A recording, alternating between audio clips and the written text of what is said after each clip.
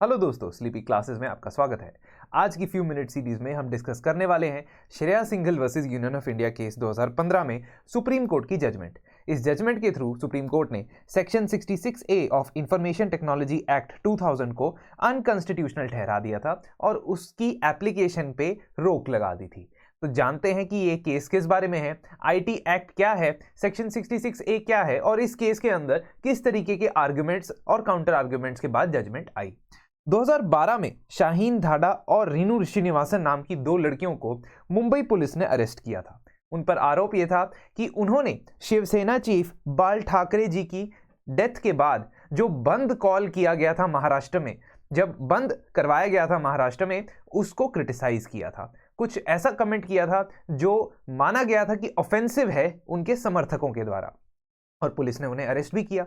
और पुलिस ने वहां अरेस्ट करने के लिए सेक्शन 66A का इस्तेमाल किया, जो हमारे इंफॉर्मेशन टेक्नोलॉजी एक्ट 2000 में लिखा हुआ है।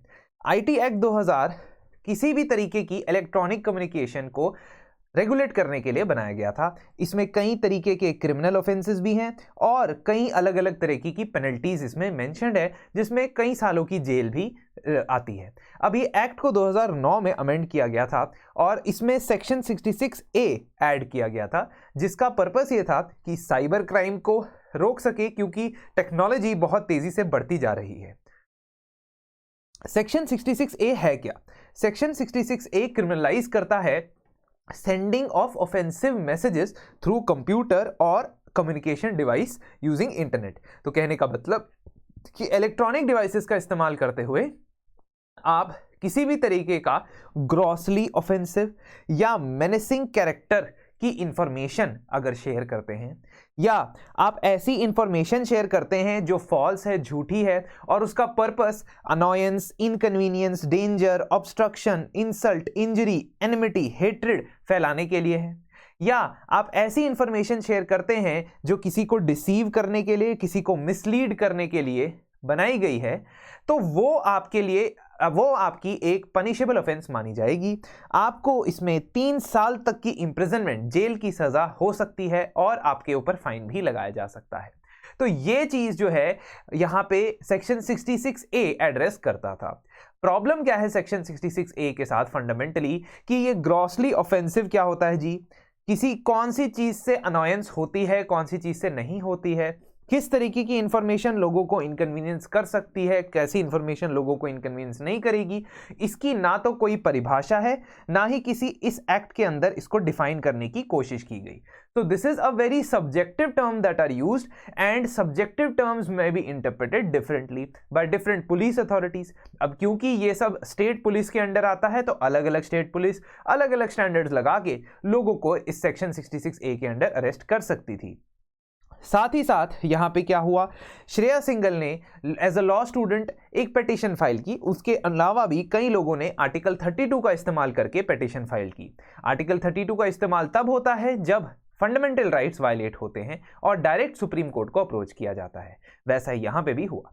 सेक्शन 66A को अनकॉन्स्टिट्यूशनल ठहराने के लिए ये आर्टिकल 32 का इस्तेमाल हुआ था, और इसके पीछे का लॉजिक ये दिया गया कि ये कॉन्स्टिट्यूशन के आर्टिकल 19(1)(a यानी कि freedom of speech and expression को वायलेट करता है, और आर्टिकल 14 को भी वायलेट करता है। वो कैसे, मैं आर्ग्यूमेंट्स में आपको आगे बताऊंगा। इसके अलावा 66A के अलावा कुछ और सेक्शंस को अनकॉन्स्टिट्यूशनल ठहराने की परमिशन मांगी गई कोर्ट से, जिनके अंदर सेक्शन 69A आते हैं और section 79 of the IT act आता है। तो देखें जरा सेक्शन 69A क्या कहता है। आईटी एक्ट का सेक्शन 69A कहता है कि गवर्नमेंट के पास या गवर्नमेंट अथॉरिटी के पास ये पावर होती है कि वो किसी भी ऑनलाइन इंफॉर्मेशन को, चाहे वो ट्वीट हो, चाहे वो फेसबुक का मैसेज हो, चाहे वो फेसबुक का पोस्ट हो, चाहे वो यूट्यूब का वीडियो हो, किसी भी ऑनलाइन इंफॉर्मेशन को ब्लॉक करने के निर्देश दे सकती है, ब्लॉक करने के ऑर्डर्स दे सकती है इंटरमीडियरीज को, यानी प्लेटफॉर्म्स को जहां पे ये इंफॉर्मेशन शेयर की जा रही है। और यहां पे लिखा गया है कि if it is done in the interest of sovereignty and integrity of India, defence of India, security of state, friendly relations with foreign states, public order, preventing incitement to offence. तो यहां पे आप देख सकते हो कि रीजनेबल रिस्ट्रिक्शंस जो हमारे कॉन्स्टिट्यूशन के अंदर आर्टिकल 19(2) के अंदर हैं, उनकी बात हो रही है, या उनकी तरीके से ही जो रिस्ट्रिक्शंस लगाई जाती थी वो यहाँ पे अप्लाई करने की बात हो रही है।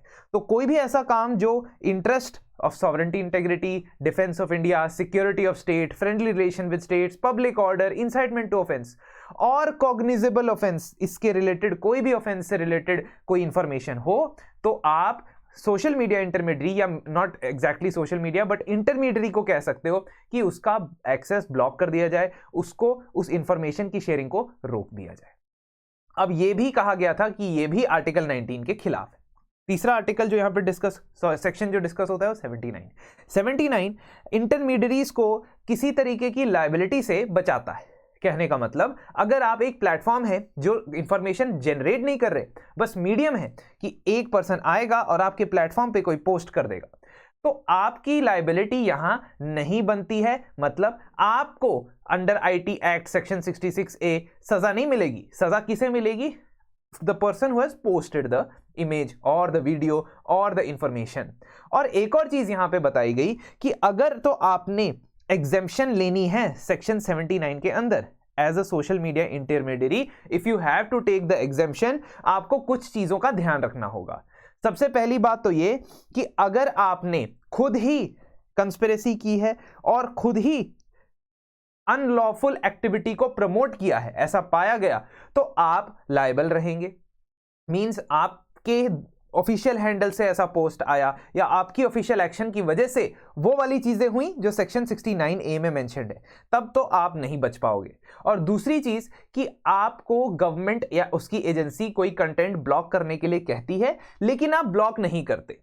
If government asks you under section 69A to block something and you don't block it, then आपको section 79 के अंदर वो exemption अवेलेबल नहीं होती। कुछ सुना सा लग रहा होगा, क्योंकि रिसेंटली जो 2021 में डिजिटल मीडिया इंटरमीडियरी गाइडलाइंस आई थी, उसमें भी इस बात को रीइटरेट दोबारा किया गया था।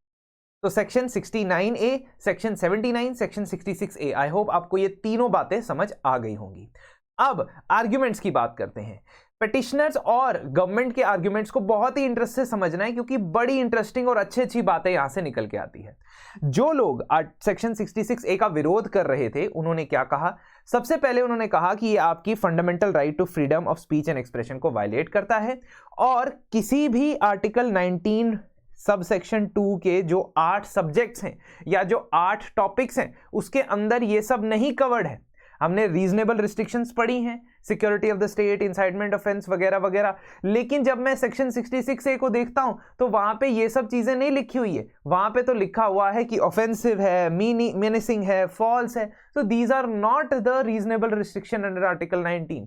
थर्ड प्रॉब्लम ये है कि ये बहुत ही वेग है, क्योंकि कोई भी टर्म जो मेंशन्ड है, चाहे वो ऑफेंसिव हो, ग्रॉसली ऑफेंसिव हो, मेनेसिंग हो, इनकन्वीनियंस हो, अनॉयंस हो, इसकी डेफिनेशन वहां पे नहीं दी गई है। तो बहुत ही ओपन तरीके से, आर्बिट्ररी तरीके से किसी को भी इसके अंदर अरेस्ट किया जा सकता है, और ये एक डेंजरस फॉर्म ऑफ सेंसरशिप है जो आर्टिकल 19 के ऊपर चिलिंग इफेक्ट रखता है।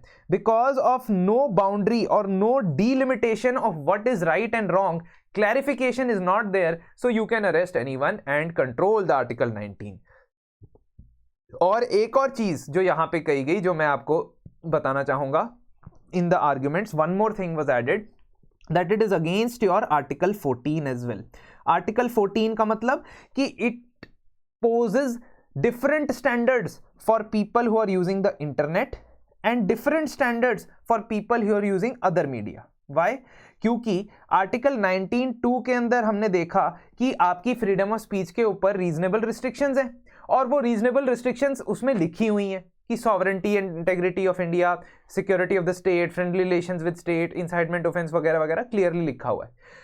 तो वो मीडिया या वो रीजनेबल रिस्ट्रिक्शंस तो अलग बाकी सब मीडिया पे लग रही है, और इंटरनेट के माध्यम से अगर कोई इंफॉर्मेशन शेयर कर रहा है तो उस पर सेक्शन 66A लग रहा है। तो ये कहा गया कि ये रूल ऑफ लॉ के खिलाफ है। Article 14 right to equality, equality before law के खिलाफ है। ये भी यहां पे आर्ग्यूमेंट रखा गया।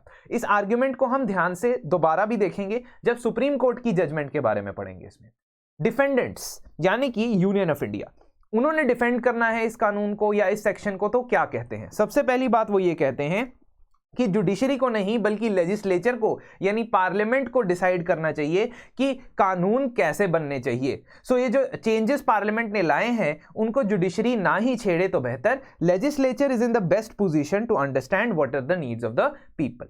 दूसरा, किसी भी कानून को सिर्फ इस बेसिस पे इनवैलिड नहीं ठहराया जा सकता कि उसका मिसयूज या अब्यूज किया जाएगा। So you cannot declare something unconstitutional just because it might be misused or abused. दूसरा लॉजिक। तीसरा, वेग लैंग्वेज का जो इस्तेमाल किया गया है, ये जो अनॉयंस, इनकन्वीनियंस जैसे शब्दों का इस्तेमाल किया गया है वो इसीलिए क्योंकि ये टेक्नोलॉजी डायनेमिक है। किस भी तरीके से किसी भी अलग अलग तरीके के टूल्स का इस्तेमाल करते हुए लोग आपको या आपकी प्राइवेसी को वायलेट कर सकते हैं, आप लोगों को तंग कर सकते हैं यूजिंग इंटरनेट। तो इसीलिए उसको रेगुलेट करने के लिए वेगनेस जरूरी थी, क्योंकि टाइम के साथ साथ चीजें चेंज होती जाएंगी तो हमें बार बार डेफिनेशन चेंज करनी पड़ेगी। तो ये भी यहां पे कहा गया। चौथी चीज कही कि वेग होना तो अलग बात है, उसको तो चाहे हम रिपेयर कर भी दें, लेकिन वेग शब्दों का इस्तेमाल होना सिर्फ ये ग्राउंड नहीं है कि आप किसी लॉ को अनकॉन्स्टिट्यूशनल ठहरा दो। और एक बहुत ही इंपॉर्टेंट आर्ग्यूमेंट यहां सरकार ने क्या रखा कि हमने इंटरनेट के लिए अलग रूल्स क्यों बनाए हैं और बाकी मीडियम के लिए अलग रूल्स क्यों बनाए हैं, या सेक्शन 66A सिर्फ इंटरनेट के मीडियम वालों के ऊपर ही क्यों लग रहा है, उसका उन्होंने रीजनेबल रिस्ट्रिक्शन लगाने का, एक रीजनेबल क्लासिफिकेशन का क्राइटेरिया बताया कि internet as a medium of information और communication is entirely different to the other media, जैसे कि प्रिंट मीडिया है, टीवी मीडिया है, फिल्म्स है, इनसे अलग है। और इसीलिए बिकॉज आर्टिकल 14 के अंदर रीजनेबल क्लासिफिकेशन अलाउड होती है, हम हर लॉ, हर चीज, हर कानून हर किसी के ऊपर इक्वली अप्लाई हो ऐसा नहीं कहता है आर्टिकल 14। तो आप रीजनेबल लॉजिकल क्लासिफिकेशन चीजों की, कैटेगरीज की, लोगों की कर सकते हैं। वैसा ही यहां सरकार ने कहा कि हमने भी किया। हम समझते हैं कि इंटरनेट और बाकी मीडिया दोनों अलग अलग कैटेगरीज के मीडिया हैं। क्यों? नंबर 1, प्रिंट मीडिया का रीच कितना है, रिस्ट्रिक्टेड टू 1 स्टेट और 1 कंट्री, लेकिन इंटरनेट का रीच कितना है, ग्लोबल। तो ये पहले ही डिफरेंस हो गई। दूसरी डिफरेंस, प्रिंट मीडिया जो है वो सिर्फ लिटरेट ऑडियंस के लिए नहीं है या जो पढ़ना लिखना जानती है उनके लिए नहीं है, ठीक है। सॉरी, इंटरनेट जो है वो सिर्फ लिटरेट ऑडियंस के लिए नहीं है, जिनको पढ़ना लिखना आता है वही नहीं इंटरनेट चलाते, कोई भी इंटरनेट चला सकता है। It does not depend on your literary status, your education levels. But print media का इस्तेमाल जो करते हैं आमतौर पे वो लिटरेट ऑडियंस होती है, लिखना पढ़ना जानती है। तो इसीलिए इसका जो ज्यादा घातक इफेक्ट पड़ सकता है as compare to print media. तीसरा, चाहे टीवी हो, चाहे सिनेमा हो, चाहे प्रिंट मीडिया हो, प्री सेंसरशिप के लिए अलग अलग इंस्टीट्यूशन बनाए हुए, ठीक है। वहां प्रेस काउंसिल ऑफ इंडिया था, यहां पे टीवी के लिए, ब्रॉडकास्टिंग के लिए अलग इंस्टीट्यूशन था, सिनेमा के लिए सेंसर बोर्ड है। तो प्री सेंसरशिप अलाउ करती है कि किसी भी डेंजरस इंफॉर्मेशन को पहले ही रोक दे, लेकिन इंटरनेट में ऐसी कोई सुविधा नहीं थी, एटलीस्ट तब तो नहीं थी जब आर्ग्यूमेंट्स किए जा रहे थे इस केस के अंदर। चौथा, प्रिंट, टीवी और फिल्म के अंदर जो शूट हुआ है, जो रिकॉर्ड हुआ है, जो लिखा गया है, उसी को आपके साथ शेयर किया जाता है। लेकिन इंटरनेट के ऊपर कोई भी किसी भी वीडियो क्लिप को किसी भी तरीके से एडिट कर सकता है, मॉर्फ कर सकता है। और जब ये आया था तब तो डीप फेक टेक्नोलॉजी भी नहीं थी, तो आप इसमें डीप फेक टेक्नोलॉजी का भी मेंशन कर सकते हो कि it can be attributed that someone is saying something without him actually having said that due to the change in the technology. तो ये डिस्टॉर्शन बहुत ज्यादा इंटरनेट में होता है, बाकी मीडिया में कम। र्यूमर मॉन्गरिंग की पोटेंशियल इंटरनेट पे बहुत ज़्यादा है, सोशल डिसऑर्डर क्रिएट करने की पोटेंशियल बहुत ज़्यादा है, क्योंकि बहुत फास्ट मैसेजेस कन्वे होते हैं। प्रिवेसी, आप अगर अनविलिंग है तो आपकी प्रिवेसी वायलेट करने के लिए फिल्म या टीवी या प्रिंट मीडिया को बहुत मेहनत करनी पड़ेगी। Because if you're unwilling to watch a channel, you can change that channel. Or if you're unwilling to watch a film, you cannot watch that film. But in case of internet, it is so ubiquitous, इतना ज़्यादा इस्तेमाल होता है कि आपकी privacy को बचा के रखना बहुत मुश्किल है। So ये एक मीडियम कंप्लीटली डिफरेंट है। और आखिरी चीज़ इन्होंने कही कि लोकेशन पे भी कोई लिमिट नहीं है। अगर मैं प्रिंट मीडिया के थ्रू या टीवी के थ्रू कोई भी चीज़ मिस इन्फॉर्मेशन स्प्रेड करना चाहता हूं तो मुझे किसी पर्टिकुलर एरिया पे होना पड़ेगा, वहां पे प्रेजेंट होना पड़ेगा। लेकिन जब मैं इंटरनेट के थ्रू, इंटरनेट के माध्यम से कोई मिसचिफ करना चाहता हूं तो मैं कहीं से भी उसे कर सकता हूं, और खास तौर पे मैं एनोनिमिटी मेंटेन करते हुए ऐसा कर सकता हूं। तो इन्हीं सभी चीजों को ध्यान में रखते हुए सरकार ने कहा कि इंटरनेट के लिए अलग तरीके की रीजनेबल रिस्ट्रिक्शंस हो सकती हैं आपकी freedom of speech and expression पे, as compare to the other media like print और टीवी मीडिया। अब सुप्रीम कोर्ट यहां पे जजमेंट क्या कहता है? सुप्रीम कोर्ट अपनी जजमेंट में सबसे पहले तो रोमेश थापर केस को साइड करता है। आजादी के कुछ ही समय बाद 1950 में रोमेश थापर केस के अंदर सुप्रीम कोर्ट ने यह कहा था कि freedom of speech and expression जो है वो हमारे डेमोक्रेटिक ऑर्गेनाइजेशन की एक फाउंडेशन है, एक ऐसी चीज जिसको हमें प्रोटेक्ट करके रखना चाहिए। It is one of the most important aspect of our constitution. फिर वो कहता है 3 चीजें होती हैं, या जब भी हम फ्रीडम ऑफ स्पीच की बात करते हैं तो 3 चीजों के बारे में बात कर सकते हैं: डिस्कशन, एडवोकेसी और इंसाइटमेंट। मियर डिस्कशन और एडवोकेसी ऑफ एनी कॉज, यानी किसी भी टॉपिक के ऊपर डिस्कशन करना और किसी भी टॉपिक को एडवोकेट करना कि ये सही है या ये सही नहीं है, ये दोनों ही लेवल तक जब तक बात चलती है तब तक 19(1) जो है वो अलाउ करता है आपकी freedom of speech and expression को। कहने का मतलब that even if you are discussing controversial topics, even if you are discussing topics that may not be very comfortable to hear for some people, you can not say that I will block your freedom of speech and expression. But जब ये discussion और advocacy incitement के level तक पहुंच जाती है, यानी किसी अनजस्ट, इलीगल, अनलॉफुल एक्शन के लिए, लोगों को इंसाइट करने के लिए इसका रूप ले लेती है, तभी रिस्ट्रिक्शन 19(2) के अंदर लगाई जानी चाहिए। तो ये चीज आपने ध्यान देनी है। फॉर एग्जाम्पल 19(2) के अंदर आता है friendly relations with other countries. अब मान लीजिए मैं डिस्कस कर रहा हूं अपनी स्पीच में कि मुझे XYZ कंट्री के साथ फ्रेंडली रिलेशन नहीं रखने चाहिए। I am discussing the problems with that country in my newspaper, in my article, in my internet post. That is not a problem. I can advocate that we should not have good relations with XYZ country. That is not a problem. But if I incite the people, if I provoke the people to disturb the relations with the other countries, that will be a problem. तो वहां पे आप 19(2) के अंदर restriction लगा सकते हो। चौथी चीज यहां सुप्रीम कोर्ट कहता है कि आईटी एक्ट में इंफॉर्मेशन की कोई डेफिनेशन ही नहीं है, कोई परिभाषा ही नहीं है, इसीलिए कि वो एडवोकेसी से रिलेटेड कोई पोस्ट है, कोई ट्वीट है, या डिस्कशन से रिलेटेड कोई ट्वीट है, या वो इंसाइट कर रहा है। तो जो इंफॉर्मेशन आप मीडिया पे शेयर कर रहे हैं, इंटरनेट मीडिया से शेयर कर रहे हैं, उसमें आप एडवोकेसी कर रहे हैं या डिस्कशन कर रहे हैं, इंसाइटमेंट कर रहे हैं, ऐसा कुछ भी नहीं लिखा हुआ आईटी एक्ट के अंदर। तो how can you decide that if it is against your freedom of if it is against your country's interest? आप कैसे डिसाइड कर सकते हो कि वो अनोइंग है या नहीं, जब तक आप डेफिनेशन ही नहीं लिखोगे कि इंफॉर्मेशन का मतलब क्या है, क्या वो डिस्कशन है, क्या वो एडवोकेसी है, या वो इंसाइटमेंट है। और कोर्ट ने ये कहा कि आर्टिकल 66A लोगों की राइट टू इंफॉर्मेशन को भी वायलेट करता है। Right to information, right to know, ये फंडामेंटल राइट है भाई, और इसको भी वायलेट करता है। कोर्ट ने यह जरूर कहा कि इंटरनेट और बाकी मीडिया में डिफरेंस है और अलग स्टैंडर्ड्स रखाए जा सकते हैं रीजनेबल रिस्ट्रिक्शंस के जब हम इंटरनेट की बात करते हैं एज कंपेयर टू जब हम बात करते हैं बाकी मीडिया के।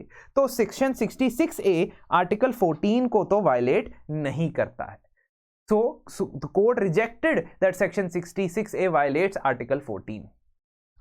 लेकिन उसने ये एक्सेप्ट किया कि 66A के अंदर जो भी शब्द इस्तेमाल हुए हैं वो ओपन एंडेड है, अनडिफाइंड है, और वो प्रोटेक्टेड स्पीच, इनोसेंट स्पीच को भी रोक सकते हैं।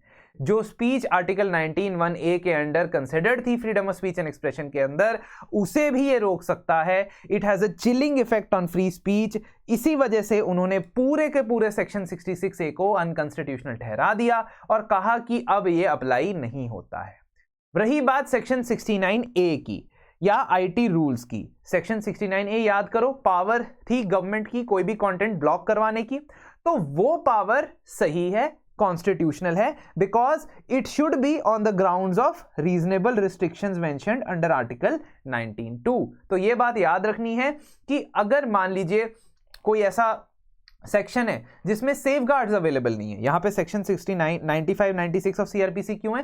क्योंकि 95, 96 of criminal procedure code they give you certain safeguards in the case of if your newspaper और magazine is banned by the government. अगर न्यूज़पेपर या मैगजीन की सर्कुलेशन गवर्नमेंट रोक लेती है तो आपके पास सेफ गार्ड होते हैं कि 2 महीने के अंदर अंदर हाई कोर्ट जा सकते हो, हाई कोर्ट में इस डिसीजन को अपील कर सकते हो वगैरह वगैरह।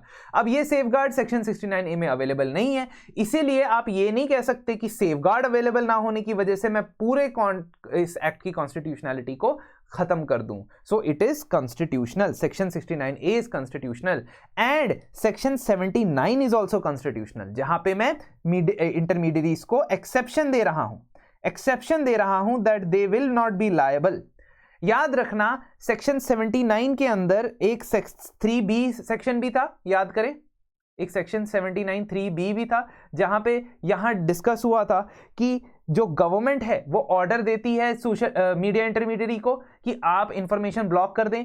अगर वो इंफॉर्मेशन ब्लॉक नहीं करती है तो उसके बाद वो लायबल होता है, याद है। अब गवर्नमेंट सिर्फ तभी ब्लॉक करवा सकती है कंटेंट, या कोर्ट का ऑर्डर तभी आ सकता है कि किसी पर्टिकुलर ट्वीट को, किसी पर्टिकुलर वीडियो को आपने हटाना है, जब वो आर्टिकल 19(2) के अंदर लिस्टेड रीजनेबल रिस्ट्रिक्शंस का part. That means if some content is there, it violates the reasonable restrictions under Article 19(2) or it comes under the reasonable restrictions under 19(2), only then the government can place the order or give the order, or the court can give the order कि ये post, ये tweet, ये video delete कर दिया जाए आपके platform से। ये चीज यहां पे कोर्ट ने साफ साफ बता दी। तो मतलब उन्होंने रीड डाउन कर दिया प्रोविजन को। रीड डाउन मतलब कि उसने थोड़ा सा डाइल्यूट कर दिया जो 79(3) के अंदर मेंशन था। वहां पे किसी आर्टिकल 19(2) ये नहीं लिखा था, लेकिन अब वहां पे ये लिखा है। ठीक है, अगर आपने रीजनेबल रिस्ट्रिक्शंस के बारे में और जानना है तो I have already discuss in one of my few minute series में मैं डिस्कस कर चुका हूं freedom of speech and expression 19(2) पे क्या क्या रिस्ट्रिक्शंस लगती हैं। तो ये चीज भी आप जरूर समझ सकते हैं। तो इस तरीके से सेक्शन 66A है जो अनकॉन्स्टिट्यूशनल ठहरा दिया गया। रीसेंट टाइम्स में काफी बार ये खबरें आती रही कि सेक्शन 66A का इस्तेमाल अभी भी किया जा रहा है अरेस्ट करने के लिए, जबकि सुप्रीम कोर्ट का ऑर्डर आ चुका है। तो इस चीज को और ज्यादा आप देख सकते हैं। But very very important observations from your share single case. और अगर आप प्रीलिम्स के लिए तैयारी कर रहे हैं या अभी भी आपको कुछ सब्जेक्ट्स के अंदर डाउट्स हैं कि आप कितने तैयार हैं या नहीं हैं, और एक फाइनल आप पुश देना चाहते हैं अपनी प्रिपरेशन को, तो हमारे प्रीलिम्स संभव कैश कोर्स को आप ज़रूर एनरोल करा सकते हैं। आप हमारे नंबर्स पे कांटेक्ट करें और ईमेल आईडी पे ज़रूर जाएं, जहां पे आपको डेली लाइव क्लासेस मिलेंगी, स्टैटिक प्लस करंट का एक साथ कवरेज होगा, MCQs और टेस्ट के साथ साथ आपको टेलीग्राम ग्रुप में भी ऐड किया जाएगा। So thank you and have a very nice day.